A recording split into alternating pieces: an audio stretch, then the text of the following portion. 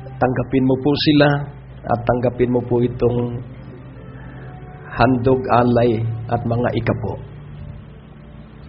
At igawad mo po ang iyong basbas sa ngalan ng Ama, ng Anak at ng Banal na Espiritu. At igawad mo sa bawat isa ang kapangyarihan na matuto na mga siwa sa mga ilalagak mo sa kanilang buhay na mga kayamanan. Pagpalain mo ang bawat isa sa ngalan ng Ama, ng Anak at ng Banal na Espiritu, sa pangalan ni Jesus, at ang lahat ay nagsabi ng Amen. Ang Diyos ay napakabuti. Amen. So bago po ang mensahe, makinig po kayo sa iba't ibang uri ng sakit. Dahil tayo po, ang ating katawan ay ilang bahagi po ito. At kung titingnan po natin, bawat isa sa atin ay may buto, bawat isa sa atin ay may lamang loob, bawat isa sa atin ay may utak, bawat isa sa atin ay iba't iba pong bahagi ng ating katawan na tayo po ay magkakapareho. Naniniwala ka po ba na ikay may puso? Pero hindi mo po ito nakikita. Hindi natin nakikita yung ating nasa loob ng katawan. Pero pag iyo pong pinulsuhan, nalalaman mong totoo nga na meron kang puso at meron kang iba't ibang bahagi sang-ayon sa pagkalikha sa atin ng Diyos. At may limitasyon ng bawat bahagi ng ating katawan. Pag napasobra ang pagod, ano po ang mangyayari? Ika'y mapapagod. At pag napasobra ang puyat, ikaw ay aantukin. Pero meron sa Quezon na isang babae, yung hindi na nakakatulog, hindi, ipinakita yun sa television, hindi siya nakakatulog ng ilang taon na, pero siya'y buhay pa rin. Anong dahilan? Ito po'y hiwaga, dahil ang sabi nga ng Panginoon, dahil bumulong si Pedro doon sa huling hapunan, tungkol naman po sa kanya, si Juan.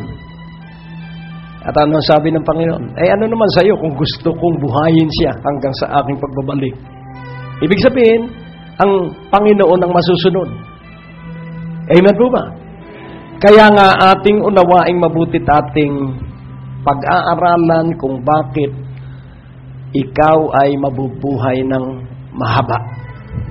Maraming taon at maraming mga araw. Iisa-isahin ko po dahil ito ay napakarami. 100 pages ito sa internet, pero babasahin ko lang yung ilang uri ng sakit.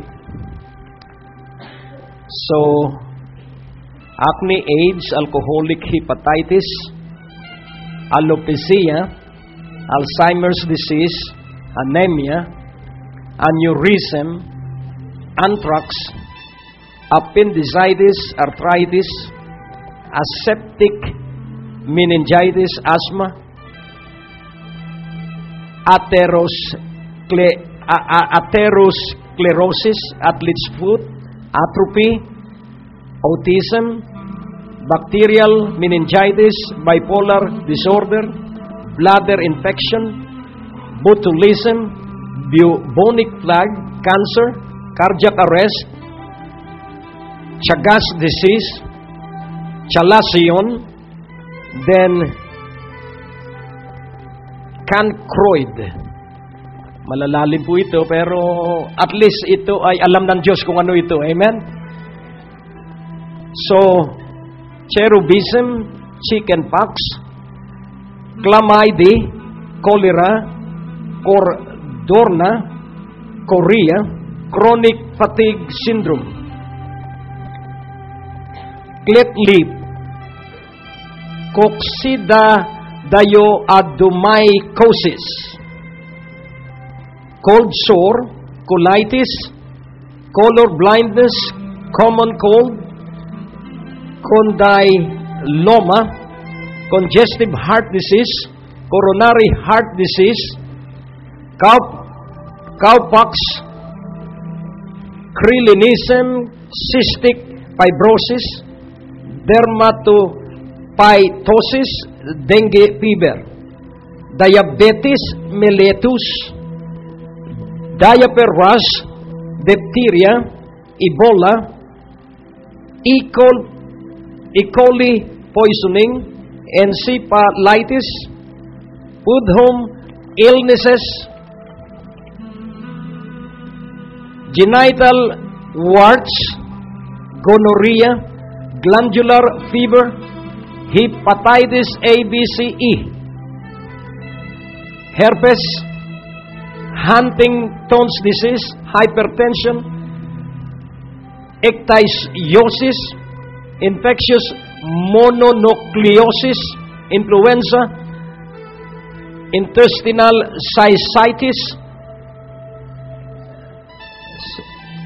and then iritis, iron deficiency anemia, irritable bowel syndrome, jaundice, and then keloids, keratosis pilaris, kuro, kwashiorkor, lazy eye, lead poisoning, legionellosis, leishmaniasis, leprosy, leptospirosis, listeriosis, leukemia, loiasis, lupus erythematosus, Lyme disease, granuloma venereum, lymphoma, malaria, Marburg fever, measles, melioidosis, Meniere's disease, meningitis, migraine, multiple myeloma, multiple sclerosis, morphis, muscular dystrophy, myasthenia gravis, myelitis, myocyanus, myopathy, myopia, myxedema, meningococernia, neoplasm, non-gonococcal urethritis, obsessive compulsive disorder, obesity. So yung obesity po ay ganito. Pag ang tao po, halimbawa po ang height ay 5'8", ang obesity po, pag siya po ay 44 inches ang waistline, obese po yun. Pero kung 38 to 40 at mabigat ang timbang, heavyweight po yun. Pero pag malaki ang tiyan, obese. Amen? So, ating tingnan, ito po'y may kagalingan. Amen? Purihin ng Panginoon. So, dahil marami po kasi ang mahilig kumain, kaya lumalaki ang tiyan dahil sa sobrang pagkain. Pero, ako po'y natutuwa dahil ako po ay obese noon. Ngayon ay 38 inches na lang, from 44 to 38 in just 20 days. Alam niyo kung ano ang aking ginawa? Kasama po ang prayer. Pero may 3 po akong ginawa. No grain, no sugar, no starches.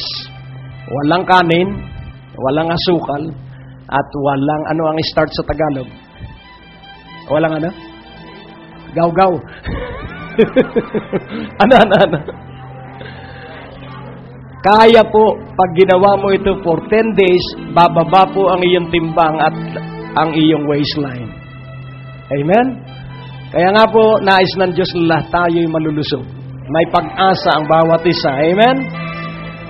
At mamaya ipakikita ko kung bakit ikaw ay mahaba ang buhay. Kailangan malaman mo po ito dahil ang pinakamalusog na tao ay yung nasa ilang. For 40 years, sila po ay nanatiling malusog. Bakit po? Dahil kasama po nila ang Diyos. Kaya ikaw at ako, kasama natin ang Diyos. So ngayon, osteoarthritis, para ma-identify mo po ang iyong sarili dahil Doon po ako mananalangin